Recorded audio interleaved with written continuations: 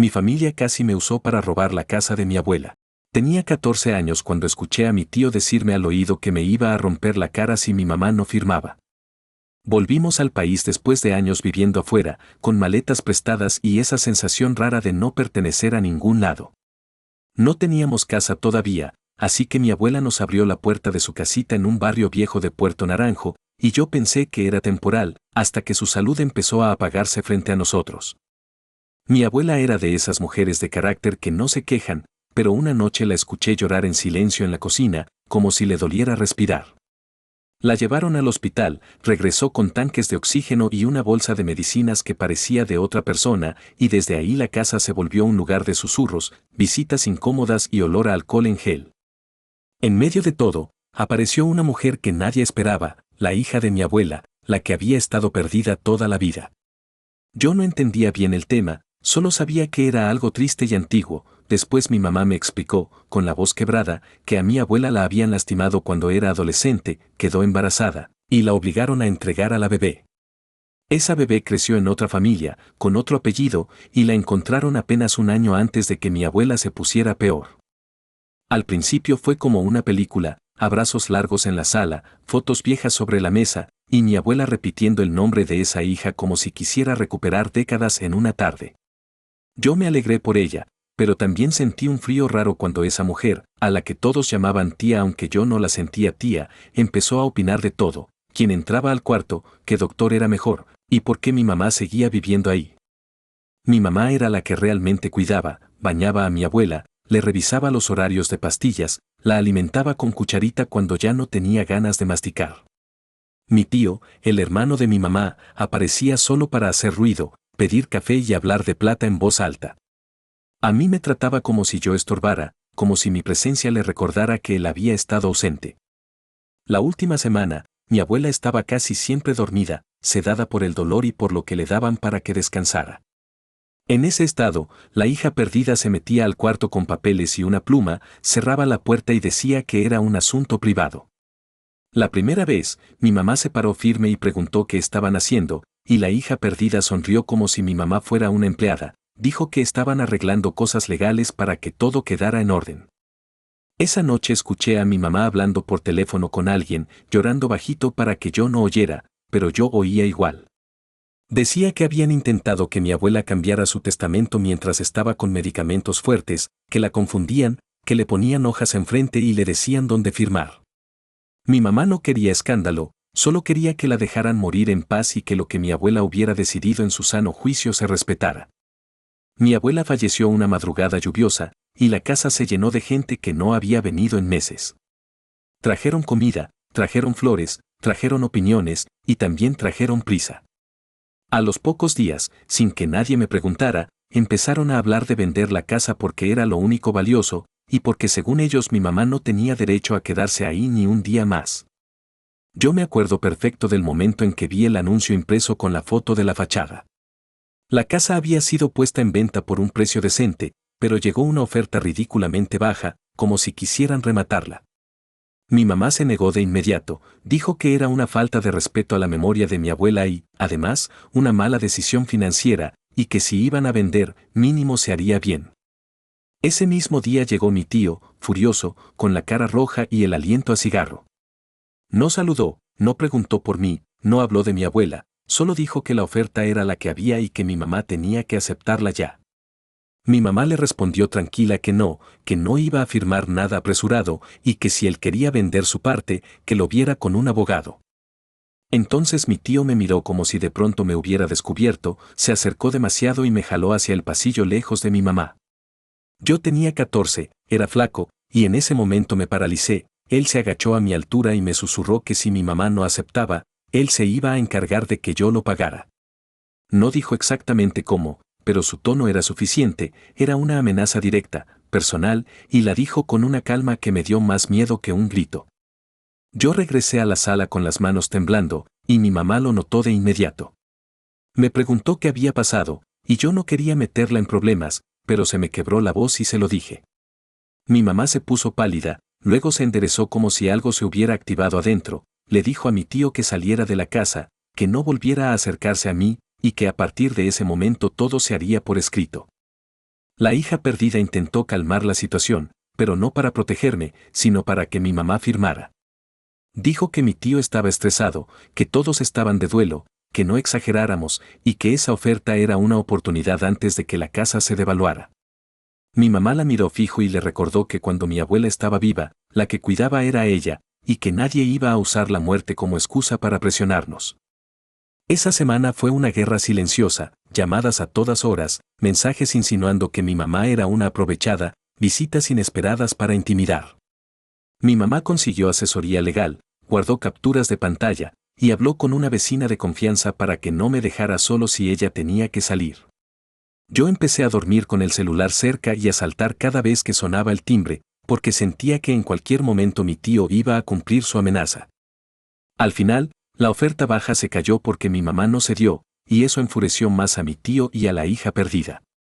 Hubo una reunión familiar donde intentaron pintarme a mí como un niño dramático que había malinterpretado, y a mi mamá como la villana que quería quedarse con todo. Yo me paré y dije, con la voz temblorosa pero clara, que no había malentendido, que me amenazó y que yo no iba a mentir para que ellos ganaran dinero rápido.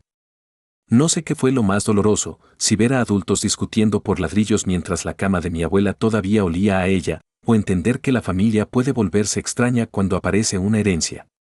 Mi mamá y yo terminamos mudándonos a un departamento pequeño, y la casa quedó en un limbo legal que todavía se siente como una herida abierta.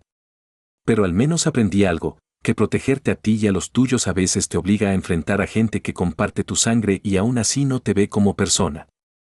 ¿Soy yo el malo por decir en voz alta que mi tío me amenazó, aunque eso rompiera a la familia? ¿Mi mamá estuvo mal por negarse a vender barato y convertir todo en un asunto legal? ¿Deberíamos cortar contacto total con mi tío y la hija perdida, aunque eso complique el tema de la herencia? Respuesta 1. Tu mamá hizo lo correcto, nadie en su sano juicio firma nada con presión y menos con amenazas a un menor. Guarda todo y no te dejes gaslightear. Respuesta 2. Lo de intentar cambiar el testamento con tu abuela sedada suena súper turbio, un abogado y documentación era la única salida. Tu tío no quería duelo, quería comisión rápida. Respuesta 3. No eres dramático, eras un niño y un adulto te intimidó para manipular a tu mamá, eso es inaceptable. Si la familia se rompe por la verdad, ya estaba rota. Mi tía nos acusó de abuso para quedarse con todo. Se llevaron a mi abuela como si fuera un mueble, y luego dijeron que yo la lastimaba. Durante 5 años, mi mamá y yo cuidamos a mi abuela Alma desde que cumplió 85 hasta casi los 90, y lo hicimos sin cámaras, sin aplausos y sin drama, o eso creíamos. Le armamos un cuarto en nuestra casa, con pasamanos en la pared, una silla para bañarse y una lámpara que se encendía con toque, porque a veces se le olvidaba dónde estaba el interruptor. Mi abuela era de esas señoras tercas que no se dejan vencer por la edad, le gustaba doblar servilletas como si fueran flores, regar sus macetas y caminar por el patio contando pasos. De noche se despertaba desorientada, así que nos turnábamos para vigilarla, escuchar si se levantaba y acompañarla al baño con calma, sin hacerla sentir como carga. Mis tías, en cambio, aparecían cuando había cumpleaños, fotos o cuando alguien preguntaba por ella. Llegaban con pan dulce, se tomaban una selfie con mi abuela y se iban diciendo que estaban agotadas de preocuparse. Cada vez que mi mamá les pedía apoyo para una medicina o para una consulta, contestaban con frases tipo, ay, pero si tú vives con ella, tú sabrás. Yo tenía una rutina casi militar, trabajo, súper, farmacia, y en la noche, té de manzanilla para mi abuela y su programa de concursos. Había días buenos en que se reía a carcajadas y días malos en que se le nublaba la mirada y preguntaba por mi abuelo como si siguiera vivo. Lo único que nos sostenía era la idea de que, por lo menos, estaba acompañada y en un lugar seguro. Un jueves salimos mi mamá y yo a hacer un trámite rápido, de esos que supuestamente son 1 hora y se vuelven 3. Dejamos a mi abuela con su suéter favorito, una botella de agua y el control remoto a la mano, y le pedimos que no abriera la puerta. Ella sintió como niña regañada y nos dijo, no se tarden, que hoy quiero sopa. Cuando regresamos, el cuarto estaba vacío. No era que estuviera en el baño o en el patio, no estaba su bastón, no estaba su bolsa de pastillas, no estaba la cobija tejida que siempre abrazaba. En la mesa había un vaso a medias y, encima, una nota corta escrita con pluma ajena, se la llevó la familia. Mi mamá se quedó helada, y yo sentí ese golpe en el estómago que te dice que ya pasó algo irreversible. Llamamos al celular de mi prima Lía, la única que tenía llave de nuestra casa por emergencia, y contestó con una voz demasiado tranquila para lo que estaba ocurriendo. Dijo, sí, vine por la abuela, me pidieron que la llevara a su casa, ya era hora de que volviera. Le exigimos una explicación, y solo repitió que era decisión de todos y que mi abuela estaba de acuerdo. Lo peor fue que mi abuela, con su memoria quebrándose, sí podía haber asentido a cualquier cosa si se lo decían con tono firme, como cuando te convencen de firmar un papel sin leerlo. Cuando intentamos ir a la casa de mi abuela, mi tía Marle nos contestó desde adentro sin abrir, no se acerquen, ya está todo arreglado. Esa misma noche nos llegó un correo del hospicio, mi abuela había sido registrada para cuidados paliativos en su casa, con autorización firmada por mi tía, porque ella tenía poder notarial. No era que mi abuela estuviera necesariamente mal atendida, era la forma, como si mi mamá y yo fuéramos obstáculos, como si nuestro esfuerzo fuera un delito que debían borrar. Al día siguiente, un oficial tocó nuestra puerta con un sobre y una expresión incómoda. Era una orden de restricción por supuesto abuso a persona mayor, contra mi mamá y contra mí. Decía cosas vagas, control, aislamiento, manejo indebido de medicación, maltrato emocional. Yo me quedé viendo el papel como si estuviera en otro idioma, porque lo único que habíamos hecho era dormir poco y tratar de que mi abuela siguiera caminando y comiendo. Mi mamá empezó a temblar, no de culpa, sino de esa indignación que te quita el aire. Con la orden, nos prohibían acercarnos a mi abuela, llamarla o pedir información. Intentamos explicar que vivía con nosotros, que teníamos recibos de medicamentos, citas médicas, notas del geriatra y hasta el cuaderno donde anotábamos sus comidas para vigilar el azúcar.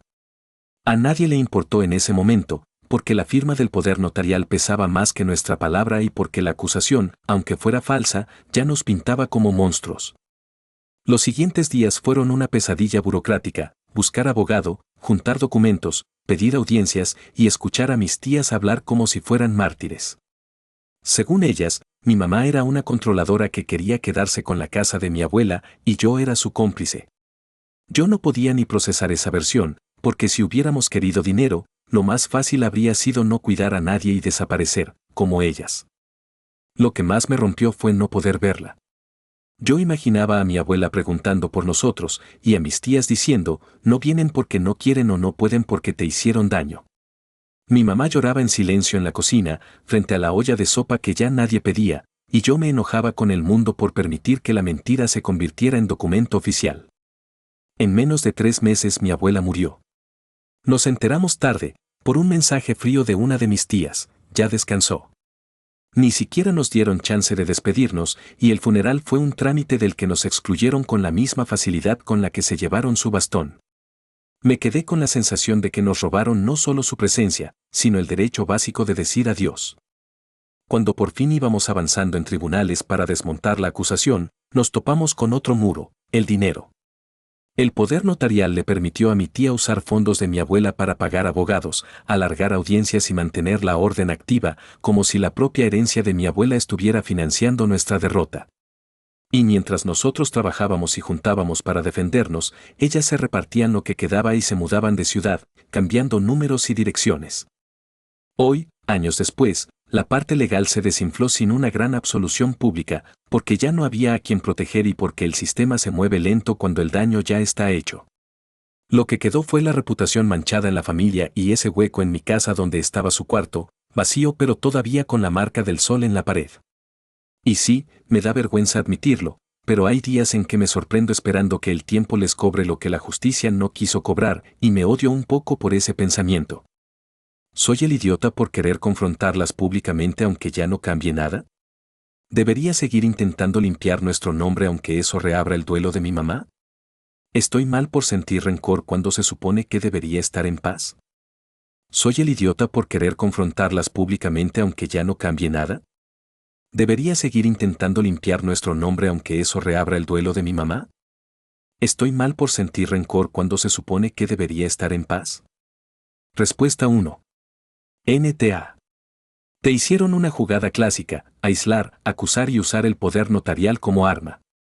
Guarda todo por si algún día intentan volver a mancharlos.